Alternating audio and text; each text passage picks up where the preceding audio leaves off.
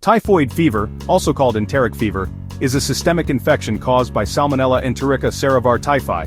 Transmission is fecal-oral, linked to poor sanitation and contaminated food or water. A related condition, paratyphoid fever, is caused by Salmonella paratyphi A, B, and C and is usually milder. Remember, poor water, sanitation, and hygiene drive transmission. Endemic regions include South Asia, Africa, and Latin America. Incubation typically 7 to 14 days, ranging 3 to 21 days. Humans are the only reservoir. Chronic carriers, especially with gallbladder colonization, are important sources of spread. Next, epidemiology and pathogenesis. Typhoid is endemic in many low-resource settings, causing a major public health burden. Incubation most commonly 7 to 14 days but can range from 3 to 21 days. Transmission is human to human. Asymptomatic chronic carriers play a large role. Pathogenesis begins with ingestion. Bacteria survive gastric acid. They invade Peyer's patches of the ileum via M cells.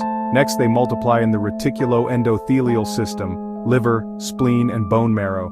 Bacteremia leads to systemic dissemination and multi-organ involvement.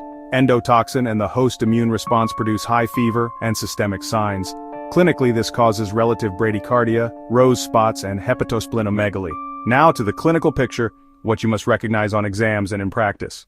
Classic is a stepladder fever, rising over 4 to 7 days, often over 39 degrees Celsius. Look for relative bradycardia, pulse temperature dissociation, Faget sign. Patients appear toxic, malaise, headache, dry cough, abdominal discomfort, and delirium, the so-called typhoid state. Abdominal signs include hepatosplenomegaly, distension, and tenderness. Constipation is more common than diarrhea, though pea soup diarrhea can occur. Rose spots are faint salmon maculopapular lesions on the trunk, usually in week 2 and more visible on light skin. High-yield triad, stepladder fever, relative bradycardia, and rose spots.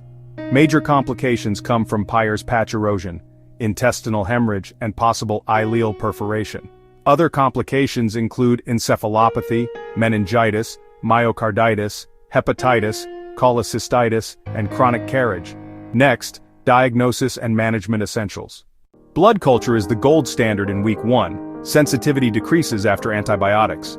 Bone marrow culture has the highest sensitivity, about 90%, and stays positive after antibiotics. Stool culture becomes positive later. Urine may be positive in weeks 2 to 3. Widal detects O and H antibodies after 7 to 10 days but has low specificity and cross-reactivity.